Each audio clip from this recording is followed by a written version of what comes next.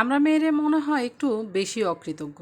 আমাদের হাজবেন্ড আমাদের জন্য এত কিছু করে, সারাদিন পরিশ্রম করার সমস্ত টাকা পয়সা দিয়ে আমাদের জন্য ছাদ তৈরি করেন, আমাদের ইচ্ছা পূরণের জন্য তারা হন্য হয়ে ঘোরেন সারা। কোথায় থেকে দুটো টাকা ইনকাম হবে সেই টাকায় সে আমাদের ইচ্ছা পূরণে ব্যস্ত হয়ে যায়। আমরা কখনোই সুন্দরভাবে কৃতজ্ঞ স্বীকার করে বলি না, ধন্যবাদ, তুমি আমাদের জন্য অনেক কিছু করছো। এটা আসলে আমরা কখনোই মন থেকে বলি না, এটা আমাদের বলা উচিত। আমরা আসলে অকৃতজ্ঞ। আমরা যখন বাবার বাড়ি ছেড়ে চলে আসি শ্বশুরবাড়িতে, একজন বাবা তার সাধ্য যতটুকু থাকে সাধ্যের বাইরে গিয়েও আমাদের জন্য অনেক কিছু করে। এই বিয়ে শাদি পড়ালেখা তো আছেই, তার মধ্যে হলো যখন আমাদের বিয়ে শাদি দিতে হয় তাদের হাজার হাজার লাখ লাখ টাকা খরচ করে আমরা যাতে ভালো থাকি, মেয়ে যেন বা শ্বশুরবাড়িতে ভালো থাকে, তার কোনোটাই সে অপূর্ণ রাখেন না।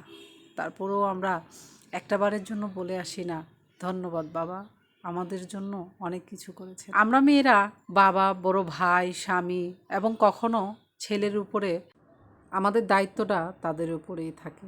তারপরেও আমরা কিছু একটা হয়ে গেলে আমরা চিন্তা করি, আমার বাবা আমার জন্য এটা করলেই পারতেন, হয়তো বা আমার ভালো, আমার ভাই আমার জন্য যদি আরেকটু কিছু করতেন আমার জন্য ভালো হতো, আমার হাজব্যান্ড আমার জন্য যা কিছু করেছে আরেকটু যদি আমাকে সাপোর্ট করতো, আমাকে যদি আরেকটু ভালোভাবে রাখতো, তাহলে হয়তো বা জীবনে আরও ভালো থাকতে পারতাম।